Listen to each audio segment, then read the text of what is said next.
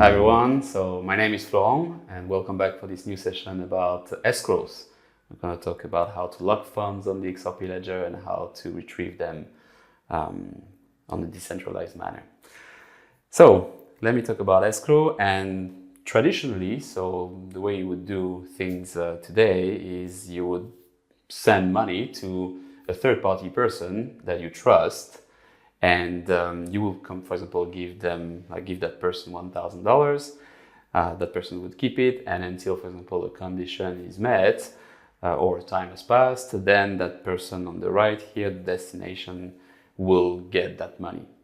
So, and the way you do that is because those two persons in blue here, they don't trust each other. I mean, maybe they don't know each other, and that's normal. So that's why you need a third-party person that both of you trust, which is the person in red, to hold the money for you. In the XRP Ledger, things change because now we are going to remove the third-party person, and the XRP Ledger comes in play, and we are going to lock those funds in the XRP Ledger in an escrow.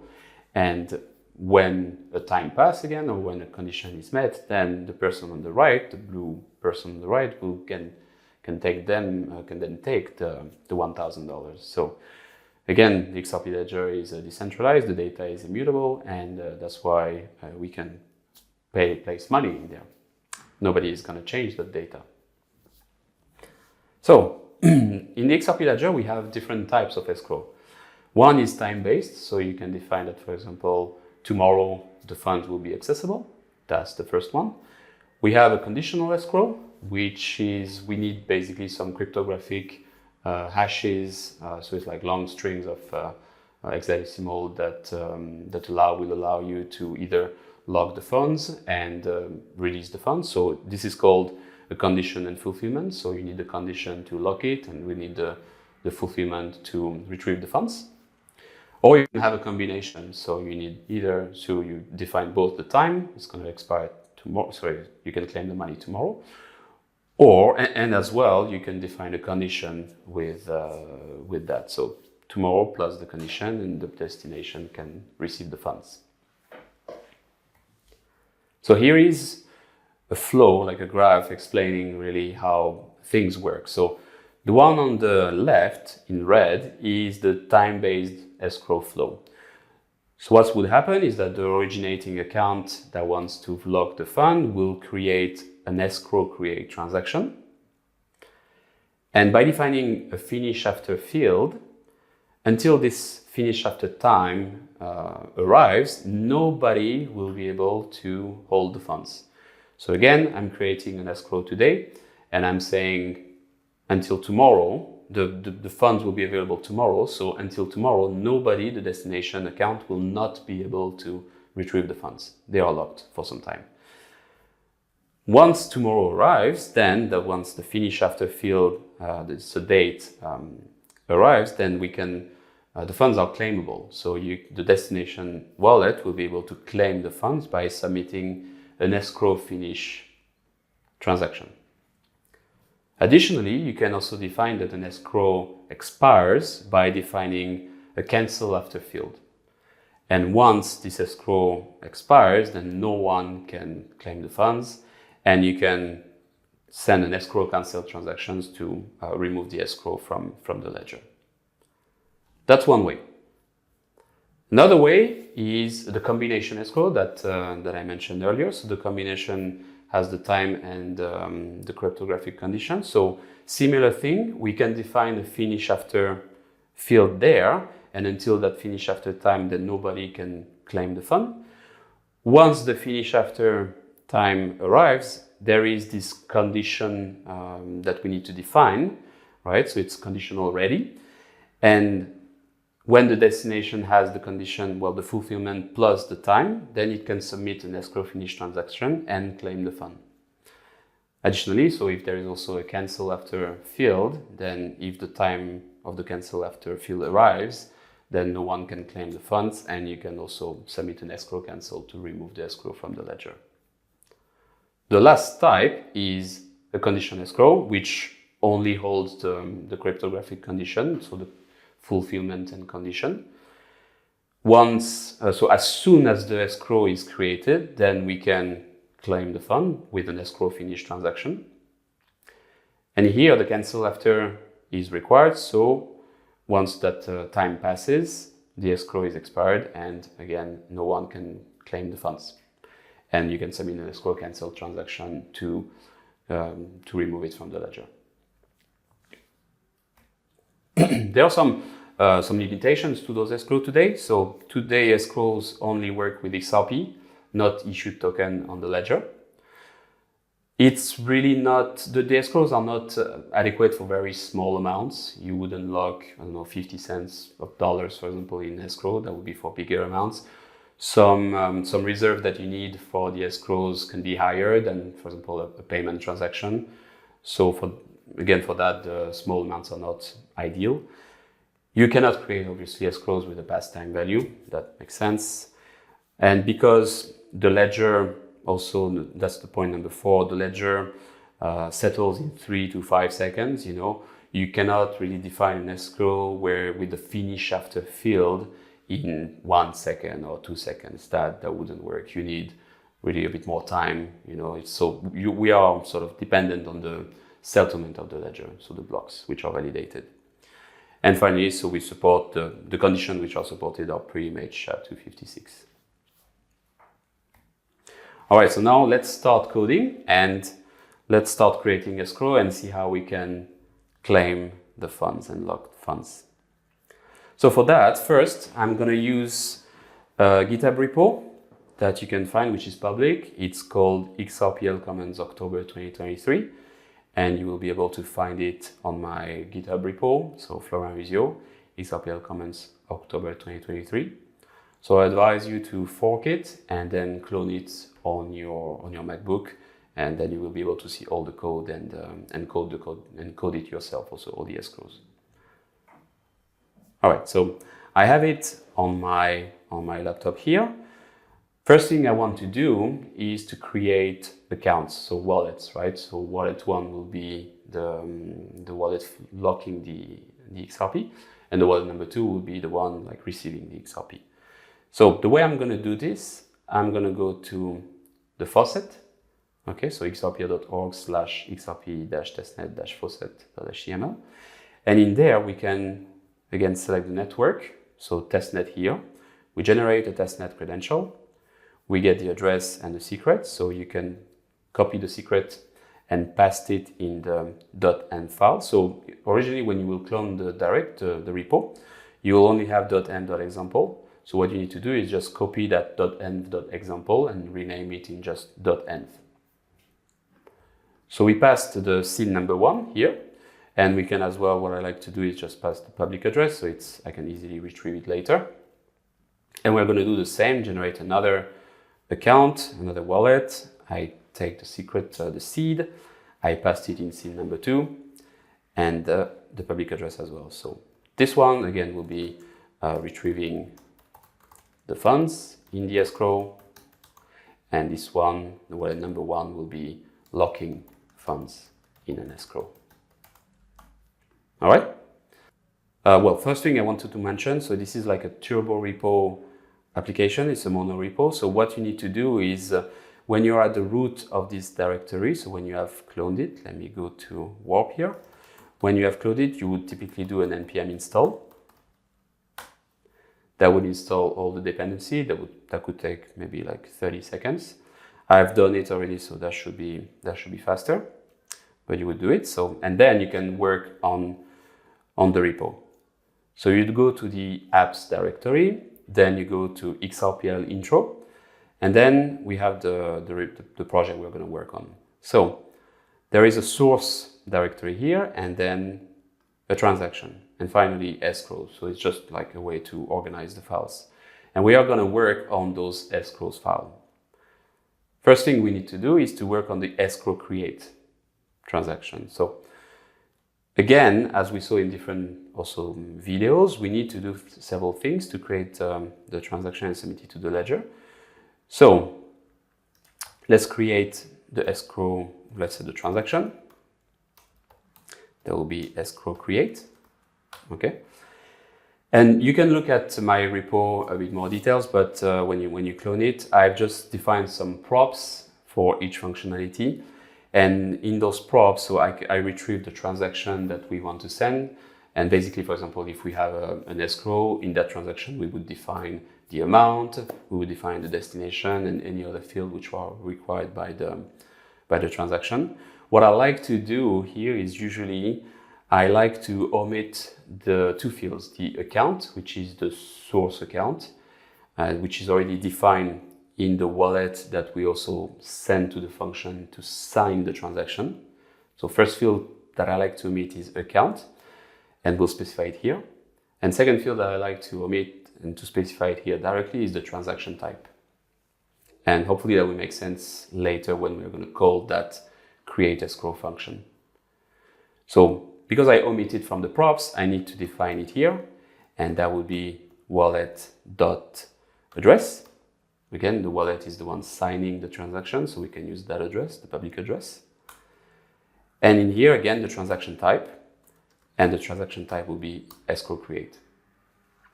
And finally, we can just spread, so all the other properties of the transaction, as I mentioned, so the amount or destination or any other fields we need in the create escrow transaction. Then we need to send it to the ledger. So let's do, like, for example, response of the ledger, and that would be an await. So you can write a comment. So sign and submit to the XRPL.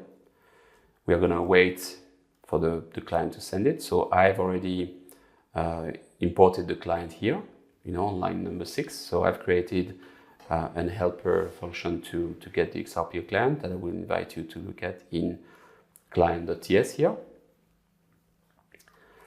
But then, so we use the client to submit and wait. In submit and wait, we send the transaction, and we also send an object to autofill to add different fields to it, such as the fee or the last ledger sequence. And I've mentioned that those fields a bit more in detail in other sessions. And we also specify the wallet. The wallet is which is going to sign the transaction, and that we pass to the props here. And we don't need to specify the value here, because when the value is equal, the name of the value is equal to the key, in JavaScript you don't have to specify both. So no need to do wallet like this. All right, and then we can console the log. So in here I just added like a simple boolean, so called show logs, set to true. So just if you want to define it a bit, to tweak it a bit more, but we can console the log here, so console the response. And we return the response if we need it in the future. So that would be it for this create escrow transaction.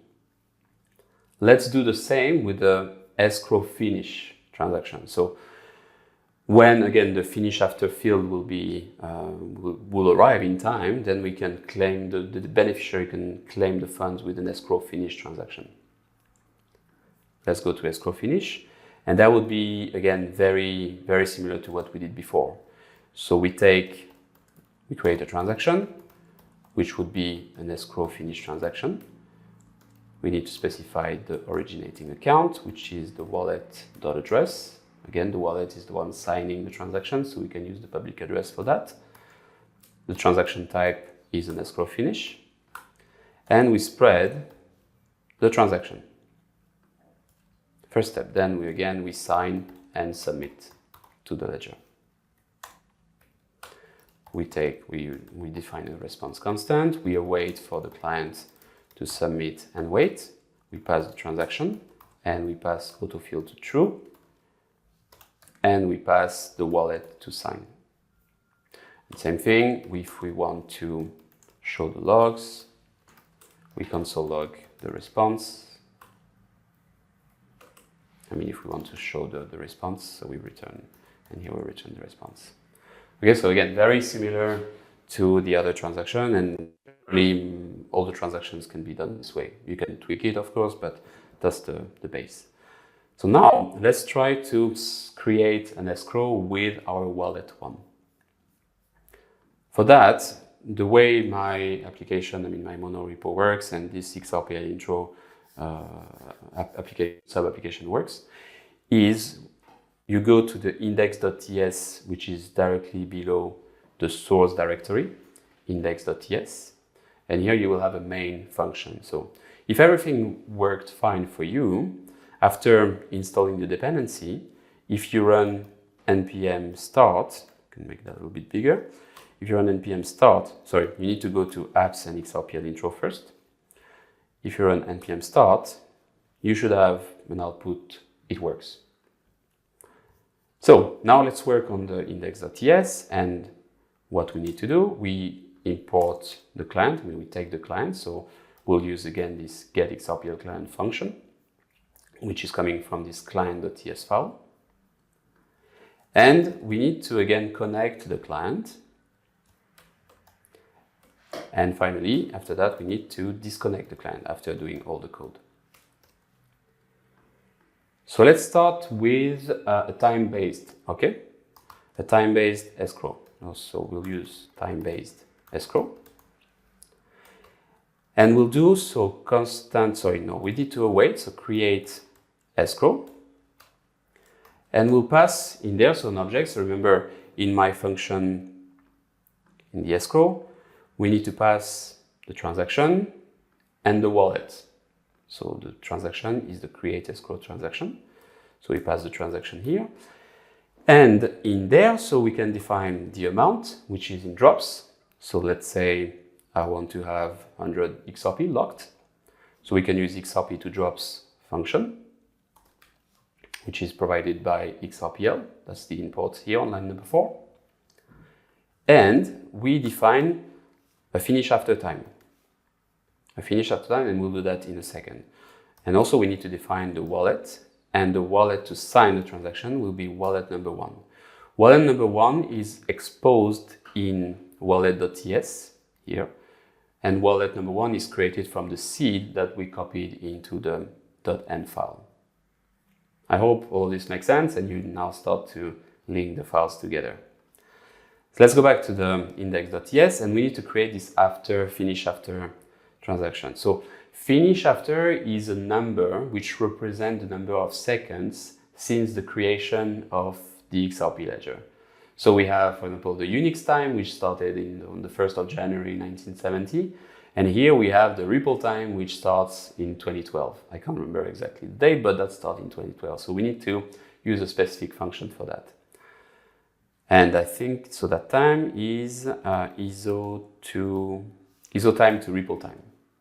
And we need to define there an ISO time. So how do we do that? I like to use a tool called day.js. So let's initialize a finish after time. And we use day.js. We're gonna add, so that when you create this day.js like this, is like the current time. You're gonna add, let's say, 10 seconds. So I think it's this way. We defined 10 seconds. And we're gonna convert that to an ISO string. So I'm just saying for the purpose of this example that the escrow is gonna expire in 10 seconds, or maybe let's say 15 seconds, okay? So when this is created, the finish after time, we can just pass it to this function, ISO time to Ripple time, and that's done. It seems so we miss one thing as well here, and the destination, of course, yeah. So the destination will be the wallet2 address. And that's it. That's just, so we define here the finish after. We can as well define a cancel after condition, and that would be something very similar to the finish after. So I'm just gonna copy the ISO time to Ripple time. And instead of finish after, I'm gonna create another constant, cancel after. And this one, that would be, let's say we're gonna add, I don't know, 5 minutes. And again, that's to ISO string.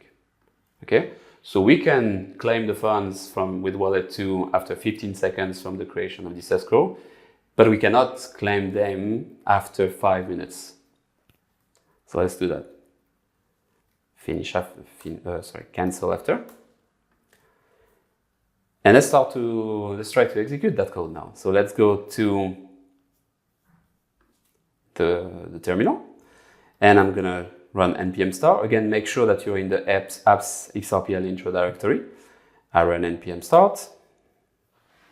It's gonna create the escrow, submit to the ledger. So let's wait 3-5 seconds, and we should see the response, which is successful here. Successful, so great. Now I'm gonna take the address, the public address of the account that created the escrow, and I'm gonna go to an explorer.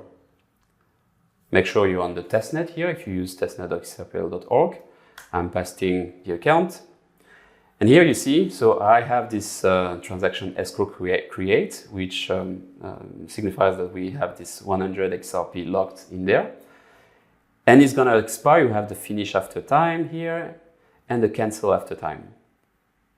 So I just have 5 minutes to claim it from my wallet number 2. So let's do that now in the code. I can probably here, I will just comment for now my code, and I'm gonna use the finish escrow function. And similar to the create escrow, we need to define here the transaction field, and we just need to define the wallet which is gonna sign the transaction. So that would be wallet number 2 this time. Remember, wallet number 1 create the escrow, wallet number 2 claims it. And here, so we need to define the sequence number of the create escrow transaction. And so if we go back, for example, to my terminal here, the sequence number was this one, ending by 564. And you can find it as well in the Explorer. That's what we need. And what do we need else? What else? We need the owner. The owner of the escrow would be wallet number 1. What else do we need? Did I forget something? Sorry, the offer sequence is not sequence, that would be the offer sequence. Now we should be good.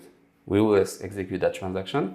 So first, let's look at the balance of the wallet number 2 first. So I'm going back to my .env. I'm taking the public address of my .env. I'm gonna open a new explorer. So this is the wallet number 1, and this is wallet number 2 here. We have 10,000. So if the escrow works, we should have a balance which is above 10,000 after claiming the funds. So let's execute that, making sure all my index.ts is saved. Yeah, just finish escrow. I'm sending the transaction. We'll wait 3-5 seconds.